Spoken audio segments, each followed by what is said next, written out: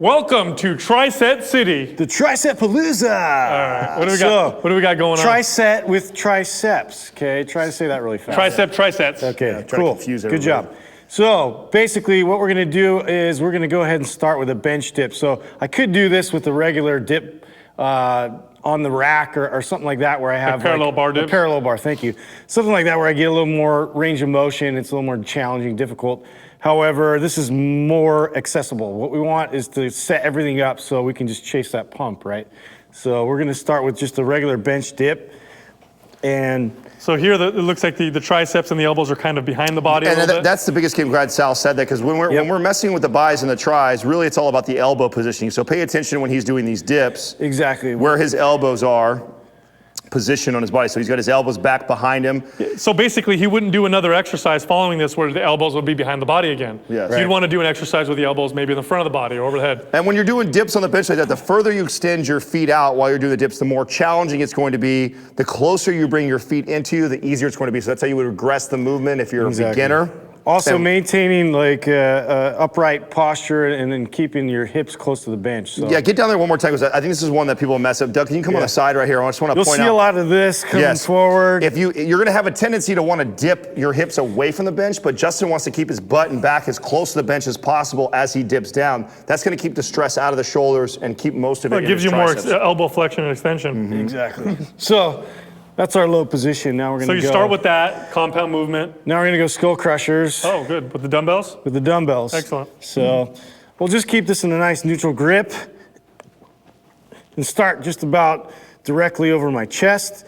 And I'm going to go ahead and bend down towards my head, trying to keep my elbows in a fixed position so that way when I extend, it's all that flexion extension there. Excellent. And again, you can see the different position of flexion here. Elbow in the front of the body. The exercise he just did prior, elbows behind the body. A lot of times I'll have a client, I'll put my hand or my arm here so they can feel that I want to keep your elbows in that fixed position the entire time, so they know that they're not moving that. I think that's the most common. If you're not focused on that, your body is already going to want to make it easier by swinging those arms forward. So. Okay, so we had the elbows behind the body, side of the body kind of, elbows in front of the body. I guess the next position available is what? It would be overhead. Overhead. So taking the tricep in the stretched position. Right.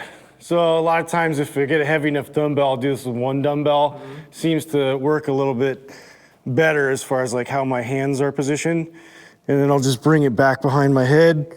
Stretched position here with my elbows all the way back, and then just extend overhead, making sure to get my glutes engaged to support my back.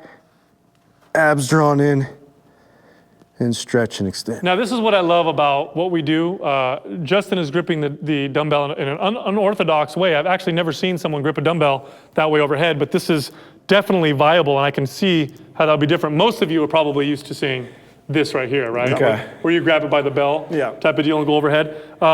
Probably both interchangeable, would you say? Or I mean, totally. Well, it would depend on the weight. So I like so. It depends. That's like I said, like a heavier one. I'll do it with that. Oh, okay.